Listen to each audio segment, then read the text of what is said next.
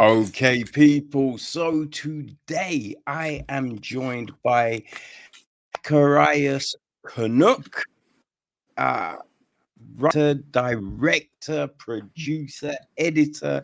Man, you do a lot, right? But yeah, we're here to talk about your new film, Wrong Husband. Zach, Mm, welcome to the podcast, man. Thank you for your time. yeah, thank you. So yeah, this is I really enjoyed this. I really enjoyed this. It's kind of like like a drama, like enveloped in kind of folklore and mysticism. Mhm. It's an interesting story. Kind of where was this born? How did you like come up with this idea? Well, this story is based on true story. Um, the arranged marriage part Mm, is based on true stories because in our culture, before we got bulldozed by Christianity, we used to have arranged marriages because I think there were so few of us in the Arctic that arranges were made, and also we never had trees up here, so we never had paper or something to write on to do agreements. yeah. And so on the agreements in the Inuit culture were all done in the head. So a promise is a promise. Mm, Mm. okay. Yeah. It's I think we get to see all of these different kind of insights into the culture, into the community, which I thought was interesting, right? Because I think you turn on TV and you get to see so many things from other parts of the world, but the Inuit culture, the Inuit community, we don't really see that at all. So No. getting these kind of insights, what I mean? It's just something really compelling and interesting about it. Yeah, it is. In this culture, when we have known nothing, just living on the ice and stone and ice up here, living with the animals, and living in the stone houses and sod houses and igloos, Mm, and and in the evening, storytelling. yeah. It used to be in our little hub when we're young children are going to bed and mother telling the story, and it's just like watching a movie. That's how Mm. that's how I felt. Yeah, I mean, there's stories of stories, you know what I mean? Like, however, because there was that time when people would sit around, as they would say back in the days, the wireless, right? And you would just hear people reading stuff, right? Before TVs and everything. And then, growing up in the UK, there was a point where there was only there was only three channels, right? And then they introduced channel 4, right? So we just had 4 channels, and then there was the distinct time when those channels would go dark at night, right? So you didn't have, so it was looking for different things to do, and this kind of reminded me of those kind of type, like as a kid you'd go out in the street, you'd kick a ball, you'd create adventures, and you'd go on these big kind of things. And like, so just seeing them around a fire, right? No phones, no TVs, but just creating, fun things. And it's very it's endearing, right? Because it just harkens back to a time, and it makes you kind of understand that you don't need all of these other things. Another thing I'm so proud of is that my community, Igloolik, kept TV out, even though it was coming through the Arctic. Mm, It kept TV out I remember in 1975 we voted and the majority said no, there's nothing for us. And then in 79, 78, 79 in that area, we voted again.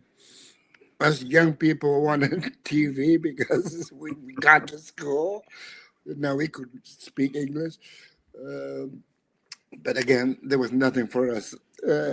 We only gave in to TV in 1983. Um and there was a little bit in inuktitut in the airwaves, Mm. so we gave in. But I'm so proud that this community, even though we're the last community to get TV signal, we went to work using the technology that allows us to watch TV. And when I came to Igloolik, when I was 9 years old, I didn't even know one word English, and I didn't know what. When we started watching movies, I didn't know what I was getting into. It was just like God sent, and we enjoyed the show. And at the end, the good guys won. It's just like the legends that were told to us when we were children, and it's exactly the same. Mm. So was that the kind of sparked your interest in filmmaking and storytelling? Yes, because I remember when I used to carve soapstone, so I would sell my carving to some teachers and then run to the show. That's what I used to do because I love going to the movies. Um, and when I grew up, I wanted to make them. So I'm living my dream. Mm. Mm. And when you kind of the stories that you tell, they're very much around the community, around the culture, Mm. right? So is that the important thing for you to kind of expose people to, I mean, this way of life? Yeah, exactly. And when I was growing up, mother telling us not to wander too far from the camp or the troll will catch you. All these were told to us when we were children. Mm. We heard about shamans with their what they can do with their powers. We learned good shamans and evil shamans, how the elements work together, and we know all about this. And making a film is just finding the story. Mm. Yeah, yeah. It's I think when I was watching this, because you Mm. have the shaman and all of that, and it's kind of like so you have this shaman trying to manipulate the relationships, Mhm. but I kind of felt you can also read that as strip away the mysticism, you can read it as greed, right? You can read it as contempt, people not being happy with what they have, trying to manipulate a situation. So, you know what I mean? Like it does speak true to human behavior Mhm. with or without the mysticism, Mhm. Yeah. Which, yeah. And I think it's always interesting when you can see those things within stories, right? You can see these themes and these threads that connect things together, because I think it doesn't really matter from where in the world something is from, right? Whatever culture it is from, there are always things that will feel familiar, Mhm. Yeah. Exactly. and, Yeah. and I think you see that in this story, Mhm. right? Which is Yeah. kind of the beauty of technology, because we get to see, these people are the other, what I mean, all around the world, but we're not that different. when you break it all down, we are very similar, you know. Yeah, I totally agree. Yeah, I made films when I made The Fast Runner in 2001. Um, in the lines of what actors had to say, people usually still use them today when I go skidding out on the land and hunting, and some hunter would come to me. I'm not gonna give up till it gets dark, or something like a line from the movie. And that's very common. People start to act like that, and it's very nice. Yeah, that's a huge compliment when something becomes so beloved and ingrained that it becomes synonymous with, you know what I mean? So you just start use those are the terms that now you use for this situation and that situation. Mm, yeah, Yeah, it's a yeah, kind of it's a testament to your ability to tell a story and for that story to connect with so many people. yeah. In the Wrong Husband story, when I heard it, I know I saw this man who went through this as a wrong husband because he married a promised woman that belonged to somebody. Mm. And he was happily married and he had 2 children till the right husband came. And they had to duke it out. And that's where the story of the wrong husband, it's there. They duke it out at the end. But I'm adding elements like the spirits. I know I've been trying to do that with my other films, where I have spirit just hanging around like humans. Mm. And this was the first time we tried it with special effects, um, to portray spirits, Yeah. but but we're just playing around uh, with ideas. We're just, I feel like we're just scratching the surface. There's so much more of this hidden world. I thought the special effects, I really thought they worked well. Mhm. You know, like you did get the sense of these spirits and this kind of thin veil between this world and that world. You know, it worked. And you know, another thing I really enjoyed, that it was the score. I thought the score was great. You know what I mean? Like just the music that you used and then the environmental sounds and everything, you know, the wind and just all of these things. Yeah, it really together to kind of just uplift the film to that next level. Yeah, I didn't really know about these musicians till my staff knew about them.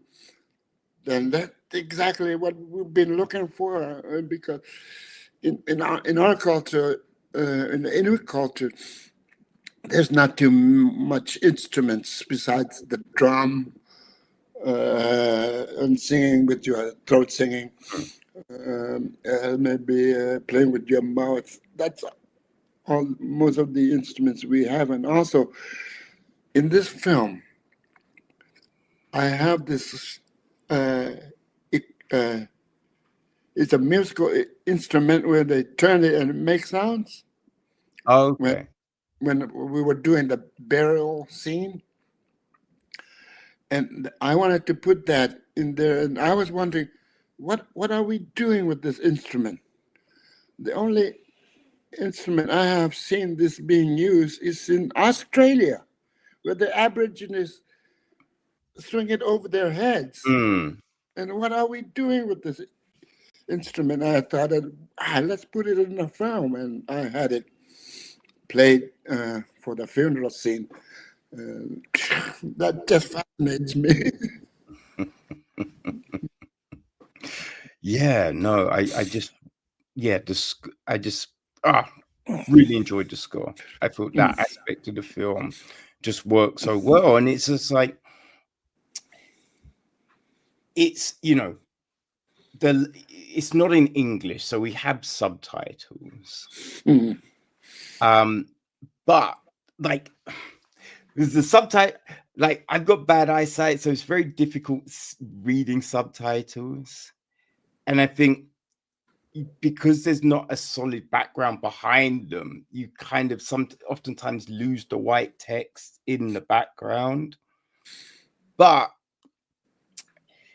you were able to get the emotion from the actors, right? The facial expressions, the body movements, and all of mm, that. That really, I know everyone was able to just give you what was going on, just even if you couldn't see all the words, right? You could gauge it all from the actors who did a fantastic job, right?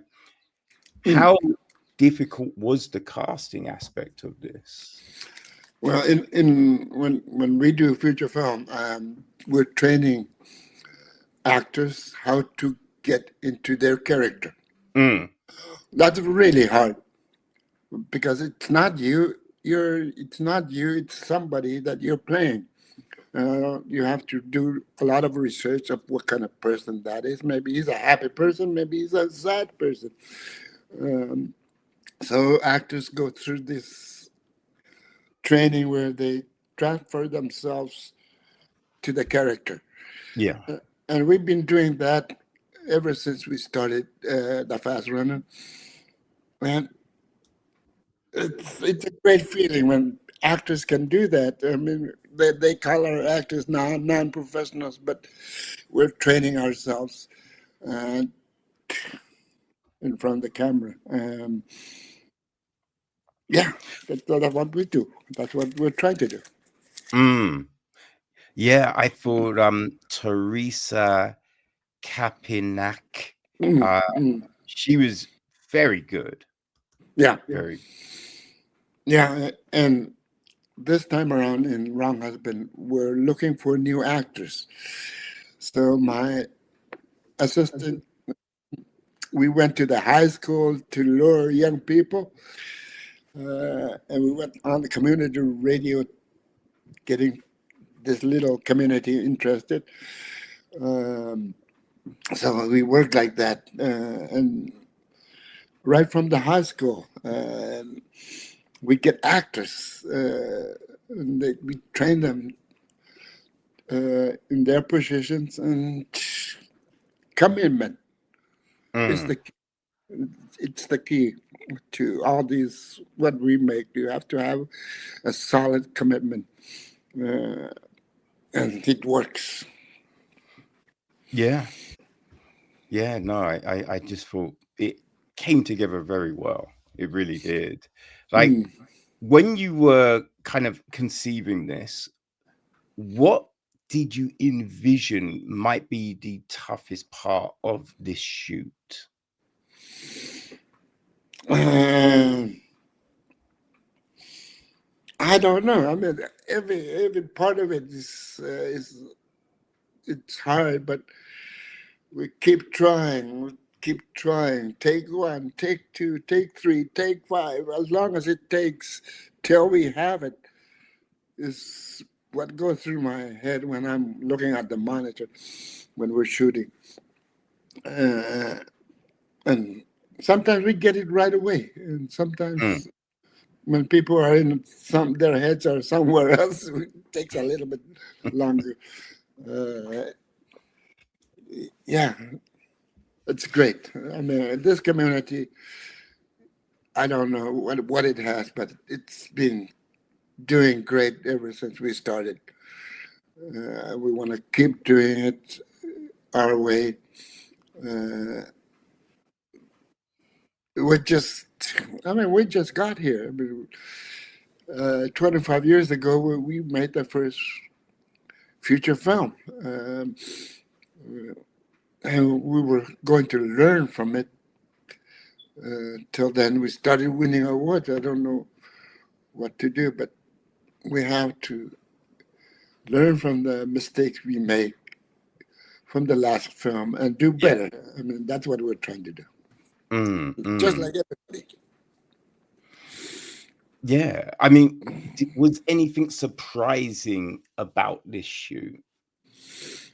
I had this fantastic art director who passed away when we were just in the editing stage, Uh, who had all the costume fitted the way traditionally it was made.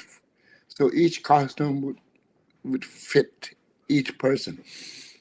How they did it is amazing, and the making of is another thing that we're coming out with, because it's just fascinating to watch how they cut patterns of cardboard skins with using just their hands and strings and fitting everybody. That just fascinates me. uh, oh, there was something about in the film. You had the ladies sitting around, and it looked like they were kind of softening something with their mouths. Mm-hmm. What was that? That's a bearded seal hide. It's like a seal. It's a bigger seal. Just the hide is just thicker, and women soften it. It's made for the sole of the boot. Right. So it's for the sole of the boot. That's what they're doing, softening. Okay. Mm. Yeah. Because that's the thing. Because as I said earlier, you know what I mean? We're seeing things that we don't see. Mm. You know what I mean? So it's this look at, Inuit culture. And so you're just like, oh, I wonder what that is. Like what's happening here? And Yeah. it's just like very intriguing. Yes, it is, because in the frame, we have the lead actors in the front, and the backdrop has to be right, uh, because we're thinking 100 years from now people will study these films. Mm, So we're trying to get it right. We're trying to get all the right costumes, but it's getting harder and harder as we go, because we're losing our elders, people who used to live like that, yeah. uh, who knows how to stitch tents, sealskin tents. We're losing a lot of that, so we're now moving more into artificial. Uh, in this film, Wrong Husband, we're now using canvas tents that Right. looks like sealskin tents. So we're starting to do that, as we're going forward, which is not good, but we know how it's made. We know how it looks. If the kayak is covered with fiberglass and painted in black, who can tell? Mm, So we're starting to do that. okay. Does it make, right, telling these stories more urgent and important? Because, in a lot of cultures, there was this oral history and everything was passed down in that way. But, as times change, and the older population is, passing on, you know, who is there to, take that knowledge? So by putting it into films and TV shows and recording it in that way, you now capture it for the next generation. Hmm. Yeah, that's what I saw. Because in 1982, I got my camera, TV before the signal came. I know the signal was coming, so I was getting ready, have my TV ready. But I noticed, when I put my TV on to play my cartoons on the VCR in 1982, other kids playing outside would be glued to my window. Mhm.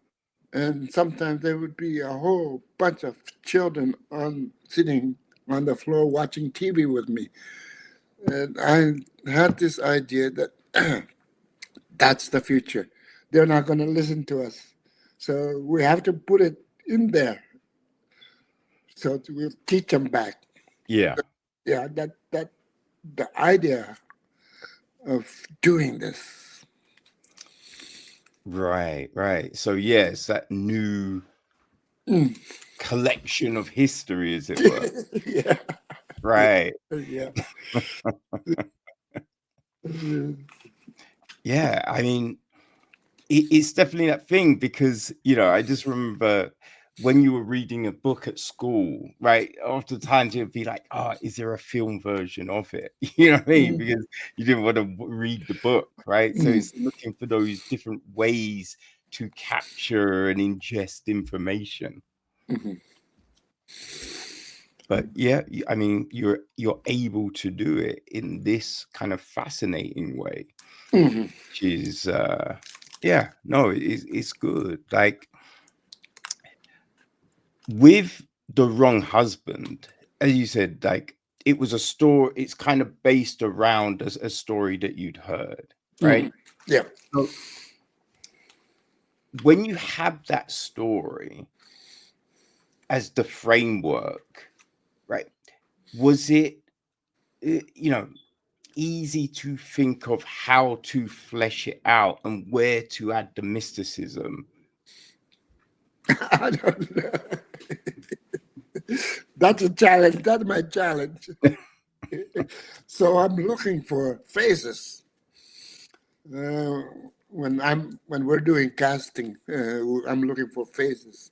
But we two are mixing a lot. I'm looking for the traditional round phase that Inuit used to have.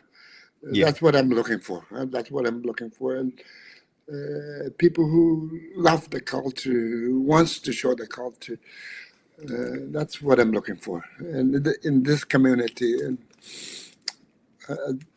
I love this communities because every time we go out to other communities, we're shaking hands with everybody, like we're campaigning for something.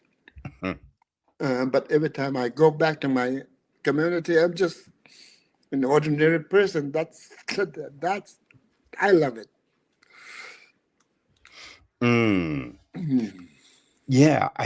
Is there any pushback? Like, is there hesitation with some people about, putting these stories down, or is everyone as enthusiastic as yourself about it all? I think the only hesitation is coming from the church, because when I was growing up, we were forbidden to tell traditional stories or sing traditional songs. But when you're in this culture, these are the very, very elements that brought us here today. And why should we just put them in the garbage? And that's not right. And because this culture has knowledge, science, stars have names, the Yeah. land has names. When a hunter stands in the wintertime at -40 at the seal hole, stands at the steel hole, he has to know where the wind is coming from. He has to know where the current is going under the ice. All these things just fascinate me because we live it. Yeah. Well, I mean, I think it's kind of like when you think of a people who can survive in those conditions. Because if you said to a lot of people, yeah, let's go live in, like Alaska, the Arctic, It'd be like, no, that you couldn't survive. So you have people that are surviving and thriving in that. So it's just, of course, you want to know how, you want to see how, everything is done, because it's just, it's easy to live in the West, right? Because, the weather conditions and everything are conducive to a certain way of doing things. But you look at, because you're told these parts of the world are uninhabitable. But then you find out that there are people living in these parts of the world. So it's just like, how is it done? Right? What's going on? Yeah, we just do what we do. It's like, I sometimes think if we had trees, we would always be cutting trees and working with wood, but we don't have it. So, but that's my fascination too, because up here, when this ice and snow, when you look at it, there's nothing. It's just ice and snow. How could animals live here? But then you have to know all the knowledge of Inuit, where ptarmigans go eat, or where rabbits go eat, where seals breathe, where walrus herd. You have to know all these. Every season they're moving, where they eat. We just have to know all these in order to survive up here. And of course, sometimes there were a few bad years, but most of the time, you think if we don't eat, we're gonna freeze up here. But people plan for the winter. Yeah. They put food on the ground. They used to put food on the ground. When the hard times come, they just dig it out. But times are changing. Yeah, indeed. I mean, how does the environment impact the way that you film? We're having a very weird environment up here with climate change. I remember October 1, we would be frozen all over, and the polar bear hunting season opens. But now it's November 14th. The ice is still not frozen. They're still boating. They could still boat out there. It is really, really changing with climate change. And then we have to learn new ways, because the thinning of the ice, our winter routes, our spring routes, we have to change them a bit. Yeah. And does that then kind of make it more dangerous, because certain predators might be around, and just footing and being on where you can go and where you can shoot and all of these things, is that kind of something that's in flux more now than it was in the past? Yes, with all the forest fires that we have nowadays, new animals are moving up north, so we're starting to see different little kind of birds are coming to us. Different animals, like the grizzly bear is moving up north. We're starting to see strange animals. Oh boy. Yeah. That's that must be different. Yeah, it's changing. In the Inuit culture, we adapt. We have to, or we won't survive. but Yeah. we have to adapt. Yeah. No, definitely. Like, as I said, you wear a lot of hats in when it comes to filmmaking. Is there a certain thing that you enjoy the most, or is it just, you know, all of these things are just have that same interest to you? Um, when when I have a story, I want to know what's happening because I need all the elements of a future film. You need anger, you need happiness, you need murder, you need sex, you need all these all these elements. So I'm trying to figure out where these things come in. So yeah, it's a challenge because the next character I'm studying, does he have a secret lover or these things I want to know before I shoot. Mm. Yeah. Like with this one, was the ending always the ending? Like, did you ever think to kind of have it that, you know, the marriage goes through, you know what I mean? Like, and Sapa doesn't arrive in time and those kind of things. Yeah, I've seen those kind of movies, few of them, but it's hard. Uh, in the film, the good guys always win. But when the bad guys win, that's makes you think, hey, yes, it could happen. Mm. Yeah, I think of those two. Uh-huh. Like, is there I guess like the possibility for more stories involving these characters? Yeah. There's a lot of more stories. There's a lot of stories out there.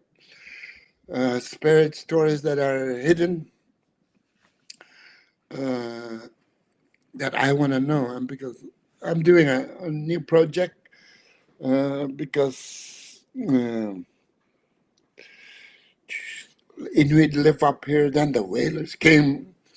Then the traders came. Then the government came. Then the police came. All these changes that's going on with us. That's my next project. Believe in my spirit. Don't believe in your spirit. That some don't make sense.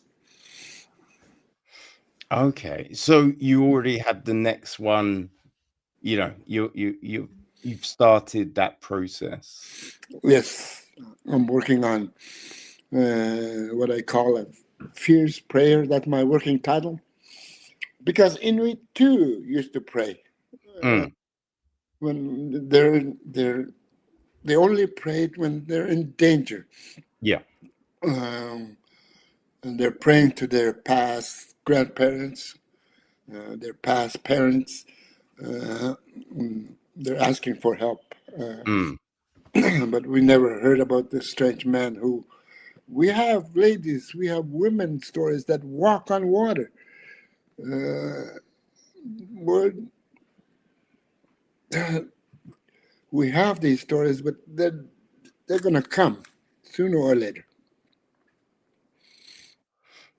Okay.